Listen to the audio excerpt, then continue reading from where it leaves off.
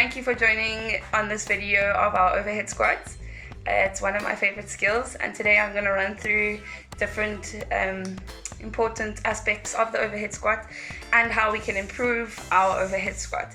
It's one of my favorite movements because when you improve your overhead squat, it improves a lot of our fundamental CrossFit movements like our squat snatch, handstand walks, handstand push-ups, and holding anything overhead in our overhead mobility position. So really working on this can improve your mobility and stability in a lot of other areas of your CrossFit, as well as just compounding everything together and finding that stabilizing between the upper body and lower body. So today we're just going to run through different aspects. The first thing I want to just encourage is whenever you are doing a movement, you should ask yourself, why are you doing this specific movement? There's no point in disliking a movement because it's a grounding to all the other movements. So we're going to just chat about why we are doing overhead squats and why it is so important to us. Okay, so one of the reasons why this movement is so important to us is because it's incredible for strength and stability. So it's not only a strength movement, but we're also really improving the stability of our body in that specific position. And those two, strength and stability, go hand in hand with controlling your body in a workout. So it's specific to your shoulders and core.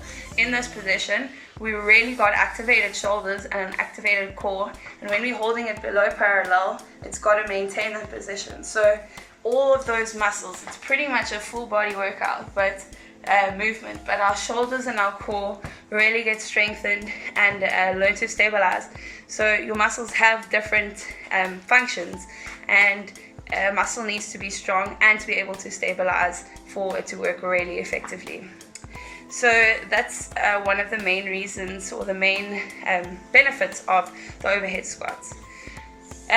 This movement is also really good in being able to mobilize your thoracic spine, ankles and hips. So the more we practice this movement, the more we are getting mobility in our thoracic spine, so this upper region, and our shoulders, in our hips and in our ankles. And you can think about it, because everything's got to stabilize and move throughout that plane, and any of those aspects, if they're tight, is going to affect your all-round performance in your overhead squat.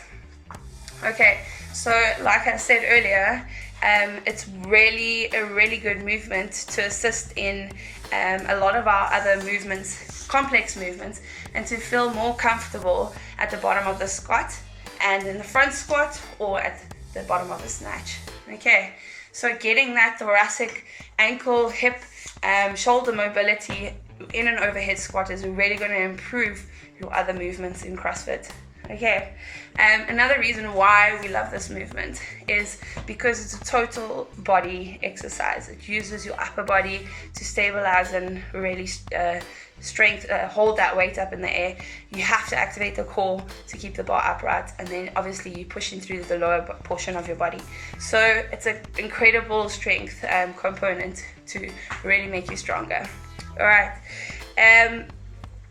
if you get this movement right, you will noticeably find that your snatch and a lot of your other movements will get stronger. So I want to encourage you to practice this, master it, and then start to load bar on your snatches and your more complex movements. Cool guys, we are going to run through some points of performance on an overhead squat, and these are some points that you can check for yourself. So try to pay attention to them in your own lifting so that you can make sure everything is correct before you start lifting heavy.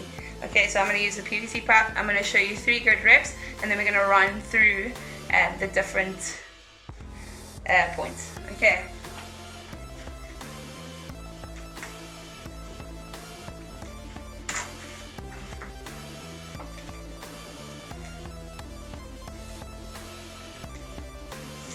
Okay, so with our overhead squats, the first point of performance is your foot position, which is shoulder width, okay, and our feet are slightly turned out.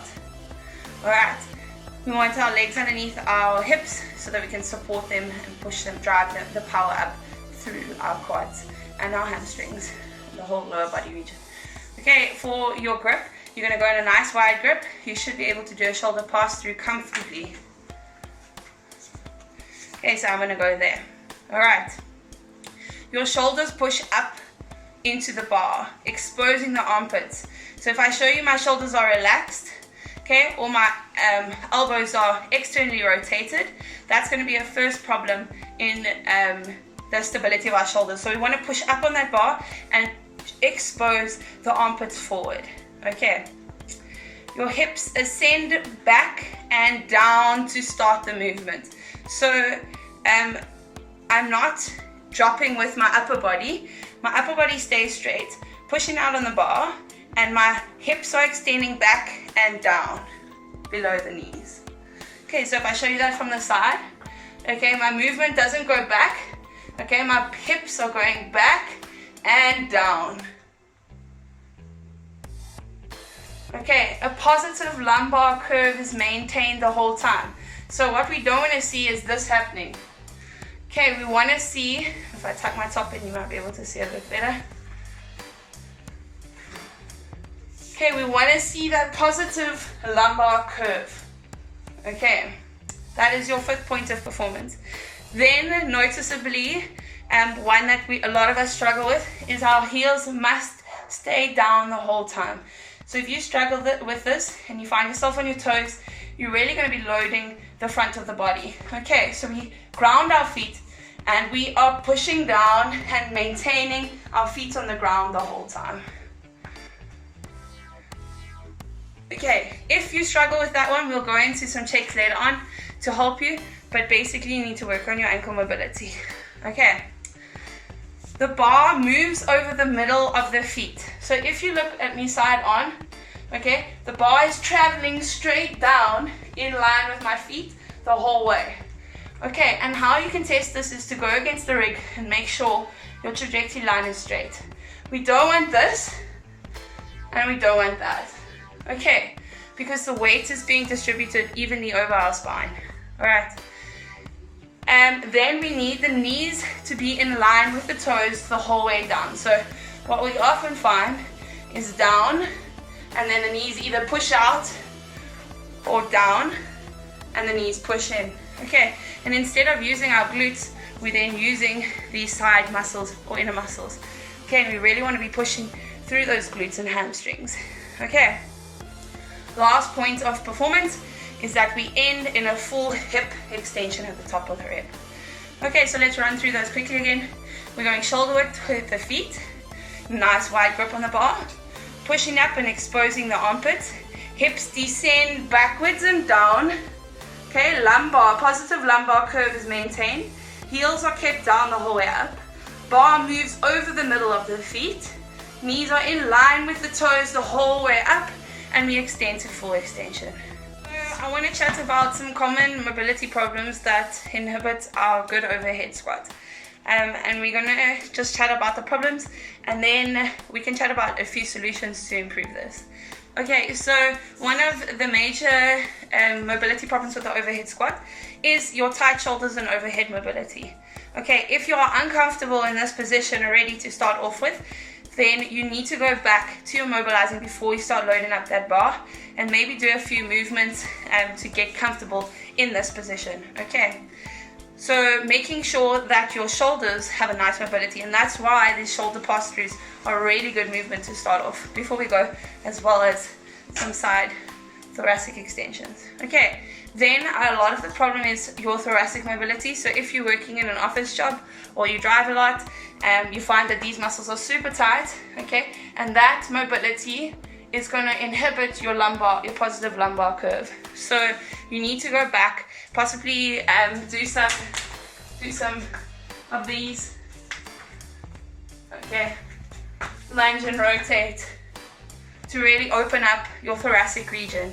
Okay, a third problem that we find is working on your active range overhead. So to actually activate those muscles in that position. So you might find that you're strong in those upper body movements, but to actually activate and stabilize all of those movements, you might battle with Okay, so when you're going back to your warming up and your light bar movements, you really want to work on pushing and holding and exposing those armpits to get those muscles used to activating. Okay, because what we often find is we're starting there's no muscle, there's no active shoulders. Okay, and then we just want to rely on the legs, but there's nothing happening on the upper body. Like we spoke in the fundamentals of this movement, it's upper body, core, and lower body. So technically we need active before you start your rep in all three of those regions, and that is just your mind telling those muscles to turn on. Okay, next is ankle mobility, and this is a large problem that we have because of we're always in shoes, and just generally everyone these days has bad foot mobility. Okay, so if you find that you can't ground your feet or your ankles are doing all sorts of funny things, maybe get a friend to video you from behind and check your ankles and see what's going on there. Okay, like your foot should be able to do this, your ankles should be doing the same. So if you look at the Achilles heel, it shouldn't be folding over to the sides or inwards. Okay, and then if you're struggling with that, I encourage you to just take your shoes off and really work on this movement, okay, to keep those feet completely grounded throughout your overhead squat. Okay, and then maybe just work on a bit of dorsiflexion, etc., to get some more mobility through your ankles. Okay, the next problem that we often find is the hip hinge. So can your hips hinge for a squat? Okay, and that means, are you able to have enough mobility here for your hips to hinge back? Okay, instead of this happening. Because if there is a problem there, you might have tight hamstrings or tight lower back or core, okay, but you're going to be compensating in another area of your body. So you then need to go back to your squat therapy, okay, and work on maybe against the wall, working on maintaining that upper body while that hip does that work, okay. Or another way is to face the wall and do some overhead squats like this. Okay, so go back to your basic bodyweight squat therapy, work on that hip hinge, and then it'll be good. Gucci. Okay, or another issue is tight hamstrings. So with the tight hamstrings, we can't really put our weight onto the back chain, and we find that we're often leaning forward. Okay, so then you need to just go and work on that hamstring mobility. Okay. Yeah, so if your thoracic mobility is not great, then your hip hinge is going to be compensating for your bad thoracic mobility. If your hip hinge is bad, your thoracic region is going to be compensating, and somewhere we're loading the bar wrong, incorrectly. So yeah, you really want to make sure that this movement is nice and controlled, active, stabilized. You mobilize throughout all of those regions, and you really work on this movement until you've mastered it so that you can improve your squats, etc. Okay, I hope you enjoyed that, guys, and I hope it's going to improve your overhead squats. I'm going to show you again 3 overhead squats, good overhead squats in each plane. Okay, so we shoulder width apart, pushing out through the elbows. My armpits are exposed, elbows are slightly inward rotated, okay. Cores activated, shoulders are activated, legs are activated. Okay, my hip hinge is traveling backwards and down. The bar path is traveling over the middle of my feet. My heels are flat the whole time, and I'm pushing through with my knees tracking my toes to full hip extension. 1, 2,